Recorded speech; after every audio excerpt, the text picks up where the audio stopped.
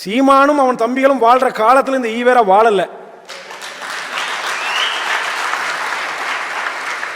73ஓட செத்து போயிட்ட நீ, பொழைச்ச நீ. ஈவேராவின் இஸ்லாமிய வெறுப்பு. இதுவரை தமிழ்நாட்டிலே இப்படி ஒரு தலைப்பில் சத்தியமாக யாரும் பேசியிருக்க மாட்டார்கள். முதலாக தமிழ்நாடு வரலாற்றிலேயே இந்த தலைப்பில் நான் தான் பேசுறேன். ஈவேராவினுடைய இஸ்லாமிய வெறுப்பு. இதுவரை இவர்கள் எடுத்துக்கொண்ட தலைப்புகள் எல்லாம் சிறுபான்மை மக்களுடைய பாதுகாவலர்கள், சிறுபான்மை மக்களுடைய நேசர்கள், நாங்க இஸ்லாமிய மக்களுடைய பாதுகாவலர்கள் என்று இப்படிப்பட்ட தலைப்புகளிலே தான் இவர்கள் பேசினார்கள், கருத்துக்களை முன்வைத்தார்கள், எல்லாமும் செய்தார்கள். ஆனால் தமிழ்நாட்டிற்கு ஈவேராவின் இஸ்லாமிய வெறுப்பு என்கிற இந்த தலைப்பு மிக மிக புதிதானது. அது போலவே ஈவேராவினுடைய இந்த இஸ்லாமிய வெறுப்புகளும் ரொம்ப ரொம்ப புதிதானது. சுமார் 50 ஆண்டு காலமாக இதுவரை வெளியிடப்படாத பல தகவல்களை இன்றைக்கு நாம் பேச இருக்கிறோம், விவாதிக்க இருக்கிறோம், பகிர்ந்து கொள்ள இருக்கிறோம். அறிவார்ந்த மக்களே, ஈவேராவினுடைய இஸ்லாமிய வெறுப்பு எங்க துவங்குது என்பது மிக மிக முக்கியமான ஒன்று. அதாவது என் கையில் இருக்கக்கூடிய இந்த கடிதம் ஆகஸ்ட் 9, 1944 அன்று ஈவே ராமசாமி ஜின்னாவுக்கு ஒரு கடிதம் எழுதுறார். EVR லெட்டர் டு ஜின்னா என்று அந்த கடிதத்தினுடைய பெயர். இந்த கடிதத்தில் என்ன சொல்றாரு?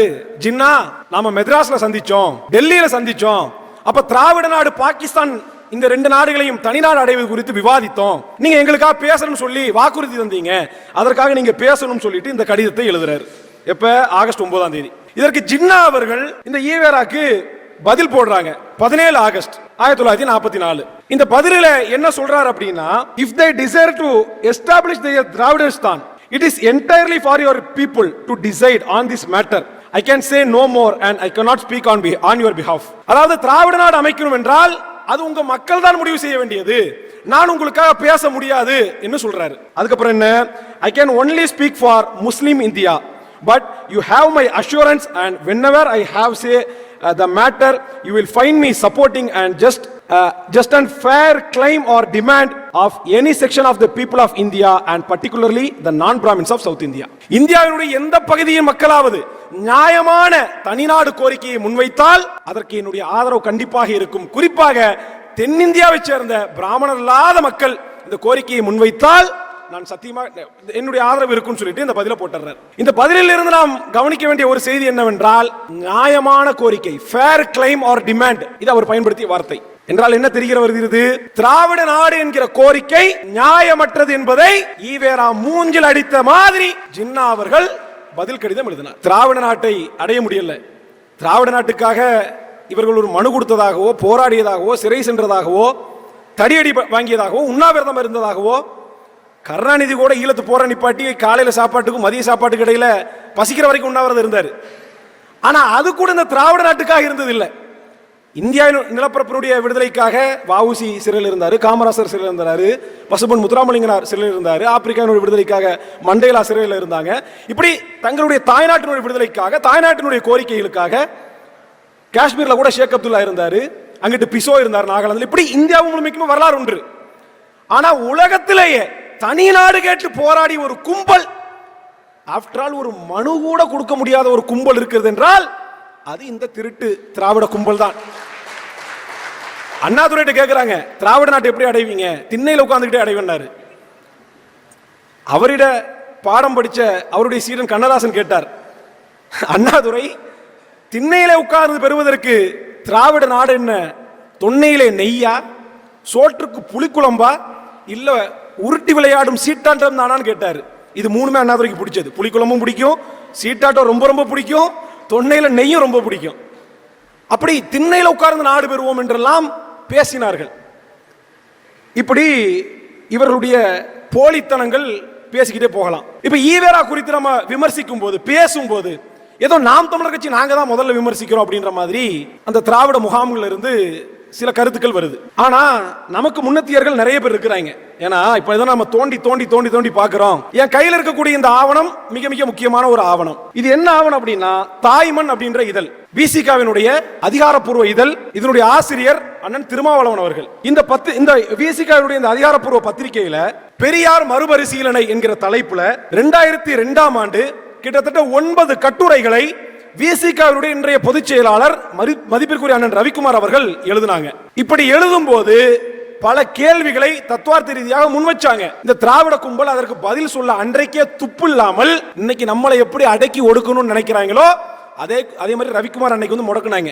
அதனால 9 கட்டுரையோட நின்னு போச்சு. அந்த வரலாறு எங்க அண்ணனுக்கு நல்லா தெரியும். அப்ப அந்த கட்டுரை மிக மிக முக்கியமானது. தாய்மனிதரில் ஆகஸ்ட் 2002 வந்த இந்த கட்டுரை பெரியார் மறுபரிசீலனை கட்டுரை எண் 3. இஸ்லாமியரும் கிறிஸ்தவரும் தமிழர் இல்லையா என்பது அந்த கட்டுரையினுடைய தலைப்பு. இந்த கட்டுரையில் என்ன சொல்றாரு ரவிக்குமார்? நம் தாழ்மைக்கு காரணம் என்கிற தலைப்பில் 1943 பெரியார் எழுதிய கட்டுரையில் தமிழர் இழிவுக்கான காரணங்கள் என 5 காரணங்களை குறிப்பிடுகிறார். தமிழை இழிவு ஏன் இழிவானதுக்கான காரணங்கள் 5 காரணத்தை குறிப்பிடுறாராம். அவற்றுள் 3ஆவதாக குறிப்பிடப்பட்டுள்ள காரணம் பின்வருமாறு. 3வது காரணம் என்ன? தமிழன் என்றால் இதில் பார்ப்பான், முஸ்லிம், கிறிஸ்தவர் முதலிய பலர் சேர்கிறார்கள். யாரையாவது நாம் சேர்ப்பதில்லை என்றால் அவர்கள் நானும் தமிழன், தமிழ்நாட்டில் பிறந்தவன், தமிழ் பேசுகிறவன் என்கிறார்கள் என குறிப்பிடுகிறார் பெரியார். அதாவது பார்ப்பான் மட்டுமல்ல, முஸ்லீமும் கிறிஸ்தவனும் தன்னை தமிழன் என்று கூறிக்கொள்வதால் தமிழர் இழிநிலை அடைந்திருக்கிறார்கள் என்கிறார். இதிலிருந்து தெரிவது என்ன? 1963 மட்டுமல்ல, 1943 இருந்து முஸ்லீம்களை, கிறிஸ்தவர்களை, அதாவது சிறுபான்மை மதத்தினரை தமிழர் அல்லாதவர்களாக விளக்கப்பட வேண்டியவர்களாகவே பெரியார் கருதி வந்துள்ளார். சொல்றது யாரு? சீமானா? சீமான் தம்பியா? நாம் தமிழர் கட்சிக்காரங்களா?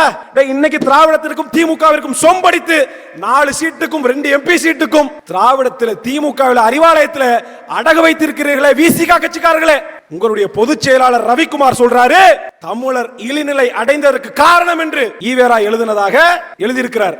சான்றுகளோட சொல்றேன், மறுக்க முடியுமா? முஸ்லிம்களும் கிறிஸ்தவர்களும் தங்களை தமிழன் சொல்லிக்கிறாங்களாம், அதனால தமிழை இழிநிலை அடைகிறானா? அறிவுல தீய வைக்க வேண்டாமா? சரி, இந்த மைனாரிட்டி அறிக்கைக்கு வருவோம். எப்ப எழுதப்பட்டது? விடுதலையினுடைய தலையங்கம் 6/3/1962. திராவிடர்களா, உங்களை மாதிரி வாயில வட சுட்டு போகல, என் பொன்னான நேரத்தை ஒதுக்கி இந்த குப்பைகளை கிளறி அவ்வளத்தையும் சான்றோட சொல்றேன், தேதி வாரியா சொல்றேன், மறுக்கணும், ஆதாரத்தோட மறுக்கணும். மைனாரிட்டி சமுதாயத்தில் என்ன சொல்றாரு? இந்த ஒரு அறிக்கையே 1 மணி நேரம் பேசலாம், எனக்கு 1/2 மணி நேரம் தந்துட்டு. இந்நாட்டு மைனாரிட்டி சமுதாயங்களான பார்ப்பனர், முஸ்லீம் ஆகியவர்களுக்கு அந்நிய ஆட்சியாலும் காங்கிரஸ் ஆளும் இவர்களுக்கு நீதி அல்லது தனிச்சலுகைகளை இன்றுள்ள ஆட்சியும் காட்டி வந்த காரணத்தாலும், மேலும் இவர்களது செல்வாக்கு காரணமாக புத்திசாலித்தனமான, திறமையான, தகுதியுள்ள சமுதாயம் என்று கருதி ஆதிக்கத்திற்கும் இடம் கொடுத்ததனாலும் நாடு வளர்ச்சி அடையாமலும் மெஜாரிட்டி நாட்டின் இயற்கையான பெருவாரி மக்கள் மனிதத்தன்மை பெறாமலுமே போய்விட்டார்கள். முஸ்லிம்களுக்கும் பார்ப்பனர்களுக்கும் சலுகை கொடுத்ததுனால நாடு வளராம போயிடுச்சான். இங்க இருக்கக்கூடிய மெஜாரிட்டி மக்கள் யாரு? இஸ்லாமியர்கள் அல்லாதவர்கள் மனிதத்தன்மை அடையாம போயிட்டாங்களாம். இந்த வார்த்தை யார் வாயிலிருந்து வரும்? யார் வாயிலிருந்து வரும்? இதே மைனாரிட்டி அறிக்கையில நீங்க பாருங்க, 106% உள்ள முஸ்லிம்கள் ஒரு கூலி உடல் உழைப்பு வேலையும் செய்யாமல் அவர்கள் பெண்கள் நம் மனிதர்கள் கண்ணுக்கே தென்படக்கூடாது என்கிற நிலைமையிலும் பிச்சை எடுப்பவன் வீட்டு பெண்கள் உட்பட கோசா முறையில் உழைப்பில்லாமலும் வாழும் முறையை இந்த நாட்டில் அனுபவிக்கிறார்கள். அர்ஜுன் சம்பத், ஹெச் ராஜா, மோகன் பகவத், இன்னும் என்னென்ன சங்கியல் எல்லாம் போடுங்க, எவனாவது இந்த வார்த்தையில் சொல்லியிருப்பான பாருங்க. இதை விட ஏதாவது கொஞ்சம் கம்மியா சொல்லியிருப்பான், ஒரு டிகிரி கம்மியா இருக்கும். ஆனா இந்த அளவுக்கு முஸ்லிம் பெண்களை கேவலப்படுத்திய கேடுகட்ட இந்த ஊதாரியை, இந்த தற்குறியை எங்களுக்கு தந்தை பெரியார்னு அடையாளம் காட்டிய பத்தியிலடா டேய், மன்னிக்கவே முடியாதுடா. பார்ப்பானுக்கு பயந்தும் முஸ்லிம்களுக்கு அதிக இடம் கொடுத்து வந்தோம், அதன் பலனை இன்று அனுபவிக்கிறோம். பார்ப்பனர்களுக்கு பயந்து இஸ்லாமியர்களுக்கு அதிக இடம் கொடுத்து வந்தாங்களாம். இவர் பெரிய கலெக்டர், இடம் கொடுத்து வந்தார். இது சாணியை மிதிக்க அசிங்கப்பட்டு மலத்தின் மீது காலை வைக்க நேர்ந்த பழமொழியாக முடிந்தது. ஏண்டா உன்னை மலோன்னு ஒருத்தன் சொல்றான், அவனை நீ தந்தை பெரியாருங்கிறன்னா அதுக்கு மேல நான் பேசல. இவ்வளவு எழுதப்பட்டதன் காரணம் மைனாரிட்டிகளை ஆதிக்கத்தில் விட்டு வைப்பதும் அவர்களது தனி சலுகைகளுக்கு இடம் கொடுப்பதும் நாட்டுக்கும் நாட்டு பெருவாரி மக்கள் சமுதாயத்திற்கும் கேடு என்பதை விளக்கவே ஆகும் அப்படின்னு சொல்லிட்டு முடிக்கிறார். இந்த மைனாரிட்டி அறிக்கைக்கு யாராவது ஒரு திராவிடர், இந்த திராவிட கட்சிகளுக்கு இயக்கங்களுக்கு சொம்படிக்கக்கூடிய இந்த மாஜக, மாமக, தமுமுக, ஏமமுக, இன்னும் என்னென்ன முமுகலாம் இருக்கிறியோ அத்தனை பேர் இந்த பாய்மாரெல்லாம் எனக்கு ஏதாவது பதில் சொன்னீங்கன்னா நல்லா இருக்கும். சீமானும் அவன் தம்பிகளும் வாழ்ற காலத்தில் இந்த ஈவேரா வாழல. 73 செத்து போயிட்ட நீ, பொழைச்ச நீ. என்ன எழுதுறாரு இதுல? 23/4/1964. நல்லா பாத்துங்க, இப்ப கேமராமேன் ஜூம் பண்ணிக்கங்க, அப்புறம் பொய்யின்றுவாங்க. பார்ப்பனர் துலுக்கரால் தமிழ்நாட்டிற்கு பேராபத்து, அந்நிய சிறுபான்மையினர் நாட்டு பெரும்பான்மை மக்களை விரட்டுவதா அப்படின்னு இந்த தலைப்பு. இதுல என்ன சொல்றாரு? பாகிஸ்தானிலும் இலங்கையிலும் பர்மாவிலும் இந்தியர்களை மூட்டை முடிச்சுகளை கட்டிக்கொண்டு வெளியே போக சொல்கிறார்கள். பர்மாவில் சொத்தை பிடுங்கிக் கொண்டு வெளியே போங்கள் என்கிறார்கள். இப்படி இருக்கும்போது இங்கே இருக்கும் துலுக்கனுக்கு இங்கே என்ன வேலை? ஆப்கானிஸ்தானத்திற்கோ பாகிஸ்தானத்திற்கோ போகட்டும், உனக்கு இங்கு என்ன வேலை? இந்த நாடு உனக்கு எப்படி சொந்தம்? தமிழ்நாடு சரித்திரத்தில் நீ யாரு? நீ தமிழனா? அப்படி சொல்வதே எவ்வளவு பெரிய மோசடியான காரியம். ஆப்கானிஸ்தான்ல பாகிஸ்தான்ல பர்மால எல்லாம் மக்களை மூட்டை முடிச்சுகளை கட்டி போனா அடிக்கிறாங்களாம். அதனால இங்க இருக்கக்கூடிய முஸ்லிம்கள் பாகிஸ்தானுக்கும் ஆப்கானிஸ்தானுக்கும் போகணுமா? டே, அவன் அடிக்கிறானா நான் என்னடா செய்ய முடியும்? இங்க இருக்கக்கூடிய இஸ்லாமியர்கள் இங்க இருக்கக்கூடிய மக்களோடு அண்ணன் தம்பிகளாக மாமன் மச்சான்களாக ஒரு தாய் பிள்ளைகளோடு ஒரே இடமாக வாழும் போது நான் என்ன விளக்கு மத்துக்கு பாகிஸ்தானுக்கு ஆப்கானிஸ்தானுக்கு போனாங்க? என்ன பாகிஸ்தான்ல எங்க மாமியார் வீடு இருக்கா? ஆப்கானிஸ்தான்ல எங்க மச்சான் வீடு இருக்கா? பங்களாதேஷ்ல எனக்கு பெரியம்மா சித்தி வீடு இருக்கா? நான் எதுக்குடா அங்க போகணும்? நான் இந்த மண்ணின் மகன். திமுக காரன் கூட கொஞ்சம் தான் இருப்பான். ஏன்னா முதலாளியை விட முதலாளிகிட்ட வாங்கி திங்கிறவனுக்கு ரொம்ப ஆட்டம் போடுவானுங்க. அதுல இந்த முஸ்லீம் லீக்லாம் இருக்கான்னு பாருங்க. நான் ஒன்னே ஒன்று மட்டும் சொல்றேன். தமிழ்நாட்டு இஸ்லாமியர்களுக்கு விடிவு காலம் பிறக்க வேண்டும் என்றால் அது முஸ்லீம் லீக் என்கிற அடிமை கட்சியினுடைய சிறுபான்மை அணி, திமுக சிறுபான்மை அணியான முஸ்லீம் லீக் என்கிற அடிமை கட்சியினுடைய வீழ்ச்சியில தான் தமிழ்நாட்டு இஸ்லாமியருடைய எழுச்சி பிறக்கும். மக்களை போர்க்குணம் இல்லாம கேவலம் கேவலம் கருணாநிதி காலில் அடகு வச்சு, ஸ்டாலின் காலில் அடகு வச்சு, உதயநிதி காலில் அடகு வச்சு, இன்னைக்கு உதயநிதி மானுக்கும் கல்வி குடிக்கிற அளவுக்கு போயிட்டானுங்க. இவர்கள் இஸ்லாமிய தலைவர்கள். அந்த முஸ்லீம் லீக் கட்சி குறித்து ஈவேரா சொன்னது என்ன தெரியுமா? இதுவரை வெளிவராத ஒரு ஸ்டேட்மெண்ட் தோண்டி எடுத்திருக்கேன், இருங்கட. விடுதலை தலையங்கம் 3/1/1962 தேதியை குறிச்சுக்க. தலைப்பு: ஆளும் கட்சியும் மத மைனாரிட்டிகளும் முஸ்லிம்கள் தங்கள் சமுதாயத்தின் நன்மதிப்பையும் உரிமைகளையும் கலாச்சாரத்தையும் பாதுகாத்துக் கொள்ள வேண்டியது மிக மிக முக்கியம் என்பதை ஒப்புக்கொள்கிறோம். சரி, ஆனால் இதற்காக சட்டசபைக்கோ பாராளுமன்றத்திற்கோ செல்ல வேண்டிய அவசியம் என்ன? கேட்கிறது யாரு? ஈவேரா. யாரோ 2-3 பேர் உள்ளே நுழைந்து விட்டால் போதுமா? அப்படி நுழைவதானாலும் ஆளுங்கட்சியின் பெயராலேயே நுழைந்தால் தானே சில சலுகைகளாவது கிடைக்கும். அதை விட்டு ஆளும் கட்சிக்கு நேர் எதிரான, எப்படி ஆளும் கட்சிக்கு நேர் எதிரான முஸ்லீம் லீக் என்கிற பாகிஸ்தான் கட்சியின் பெயரால், முஸ்லீம் லீக் என்கிற பாகிஸ்தான் கட்சியின் பெயரால் எதிர்த்து நின்றால் ஆளும் கட்சிக்கு ஆத்திரமாகாதா?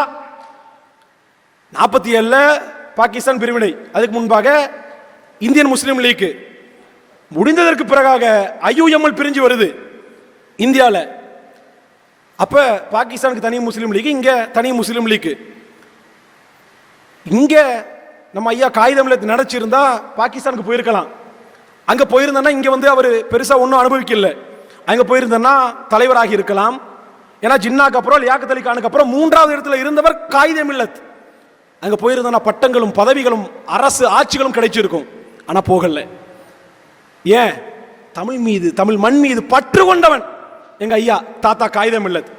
அப்ப பாகிஸ்தான் கட்சியின் பெயரால் எதிர்த்து நின்றால் ஆளும் கட்சிக்கு ஆத்திரம் வராதா? அடுத்து சொல்றாரு, உண்மையை கூற வேண்டுமானால் பாகிஸ்தான் பிரிந்த உடனேயே இந்த நாட்டு முஸ்லீம் லீக் இந்திய அரசாங்கத்தால் தடை செய்யப்பட்டு இருக்க வேண்டும்.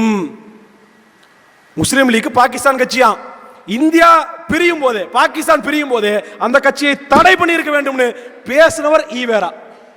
யாராவது மான ரோசம் வெக்கம் சூடு சொரண உள்ளவன் முஸ்லீம் லீக்ல இருக்கியா? அதெல்லாம் இருந்தா ஏன் அந்த கட்சியில் இருக்க போறீங்க? அதெல்லாம் இல்லாம தானே முஸ்லீம் லீக்ல இருக்கீங்க. அப்ப முஸ்லீம் லீக் கட்சியை பாகிஸ்தான் கட்சி என்று, அந்த கட்சியை இந்திய பிரிவினையின் போது தடை செய்ய வேண்டும் என்று தலையங்கம் தீட்டினாரே ஈவேரா விடுதலையில 3/1/1962. இவர் உங்களுக்கு தந்தை பெரியாரா? ஏண்டா முஸ்லீம் லீக் கட்சிக்காரங்களா? இந்தியாவிலே ஒரு மகன் இந்தியாவினுடைய அரசியல் நிர்ணய சபையில இந்தியாவினுடைய ஆட்சி மொழியாக எது வரணும்னு வரும்போது தமிழை தூக்கி பிடித்தவர் காகிதமில்லத். அவர் காலத்தில் கட்சி நடத்தும் போது 62 காகிதமில்லத் உயிரோடு இருக்கிறார். அப்ப அவர் இருக்கும் போதே, காயிதே மில்லத் அந்த கட்சிக்கு அகில இந்திய தலைவராக இருக்கும் போதே முஸ்லிம் லீக்கை தடை செய்ய வேண்டும், அது பாகிஸ்தான் கட்சி என்று பேசிய ஈவேரா முஸ்லிம்களுக்கானவரா? அதுக்கப்புறம் மிக முக்கியமான ஒரு செய்தி, விடுதலை தலையங்கம் 18/9/1963. இந்த ஈவேரா எவ்வளவு பெரிய சைக்கோன்றதுக்கு இது ஒரு எடுத்துக்காட்டு. என்ன, எனது பிறந்த நாள் செய்தி, இதான் அந்த தலையங்கத்தினுடைய தலைப்பு. ஒருத்தனுக்கு பிறந்த நாள், மற்ற நாள்ல எக்கெடுக்கிட்டு போறானோ இல்லையா, பிறந்த நாள் அன்னைக்கு எல்லாரும் நல்லா இருக்கணும்ப்பான்னு நினைப்பான். அதெல்லாம் ஒரு மனித இயல்பு. பிறந்துட்டோம் நல்லா இருப்போம் அப்படி வாழ்த்தி விடுவாங்க.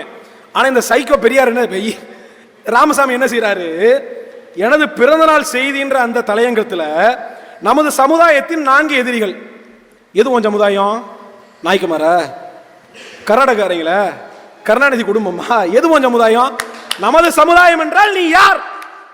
நீ தான் தேசாபிமானம் இல்ல, நாட்டபிமானம் இல்ல, மொழி அபிமானம் இல்லைன்னு சொல்லக்கூடிய ஆளாச்சப்பா.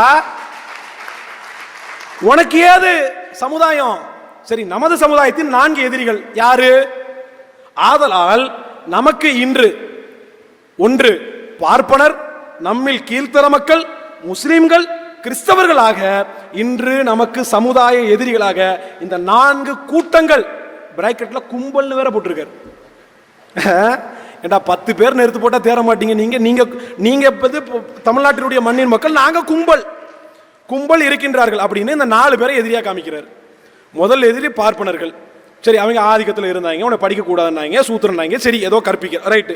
ஆமா, நம்மில் கீழான மக்கள்னு சொல்றீங்க. நம்மில் கீழான மக்கள்லாம் நீங்க யாரு? உங்களுக்கு கீழான மக்கள்னா அவங்க யாரு? நீங்க தான் சமூக நீதி, சமத்துவ போராளி, சாதி ஒழிப்பை முன்வைத்தவர். நம்மில் கீழானவர்னு ஒருத்தர் எழுதுறான்னா இவனுக்கு சாதிய பார்வை இருக்குதா இல்லையா? இவன் சாதி வெறியனா இல்லையா? சொல்லுங்க. நம்ம முதல்ல போட்டு தலைப்பை கூட கண்ணியம் கருதி மாத்திட்டோம்.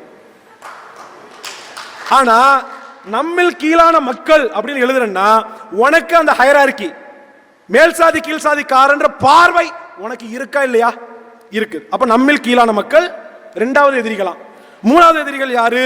முஸ்லிம்கள். முஸ்லிம்கள் உனக்கு என்ன எதிராக இருந்தாங்க? உனக்கு நிதி கொடுத்தது, நிதியில உனக்கு பிச்சை போட்டது, அப்புறம் உனக்கு மேடை போட்டு தந்தது, உன்னை பேச அனுமதிச்சது, உனக்கு கொடி பிடிச்சது, உனக்கு கோஷம் போட்டது, அத்தனையும் செய்த மக்கள் முஸ்லிம் மக்கள்.